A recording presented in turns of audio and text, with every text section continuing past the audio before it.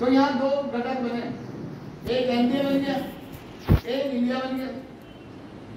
एक के बाद 38 पार्टियां थी, एनडीए के बाद कितनी पार्टियां थी? 38 दल एक जगह मिलकर चुनाव लड़े थे, और एक इंडिया थी।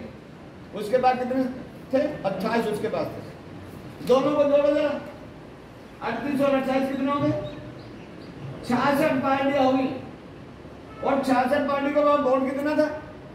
3.5% देश के लिए ब्राह्मणों के बाद वोट है, 5.5% देश के क्षत्रियों के बाद वोट है, और 6% देश के अंदर वैश्यों का वोट है।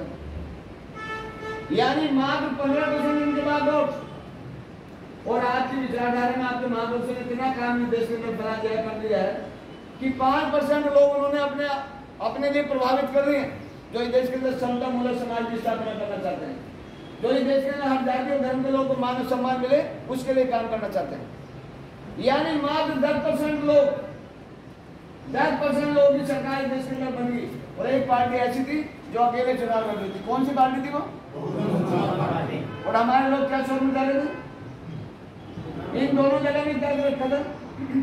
एक 38 दल वाला कह रहा था कि हम संविधान खत्म करेंगे, कह रहे थे। एक दूसरा कह रहा था कि हम संविधान बचाएंगे। और हमारे लोग क्या कहते थे? हमारे लोग कहते थे कि मायावती का दिमाग खराब हो गया। हम तो बहन नहीं बोलते, वो कहते कि मायावती का दिमाग खराब हो गया। मायावती अकेले कैसे जीतेगी भाई? अरे 10 वोट ज्यादा होते हैं, 90 वोट ज्यादा होते हैं।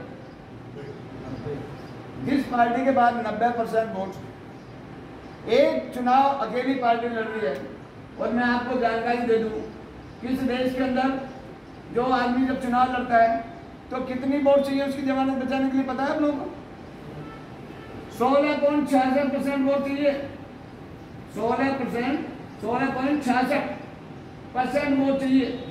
अरे जिनके पास जमानत बचाने के लिए वोट नहीं था, उनकी जमानत बचा दी हम लोगों ने, और जिनके पास जमानत बच सकती थी उनकी जमानत बच करा दी आप लोगों ने। कितना दुर्भाग्य है देश के अंदर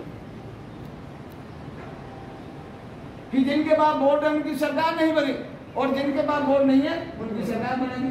क्योंकि हम यहाँ रायचंद बन गए हैं, हम ज्ञानचंद बन गए।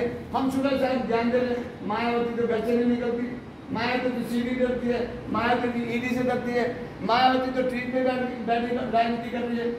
अरे 70 साल की उनकी उम्र होगी।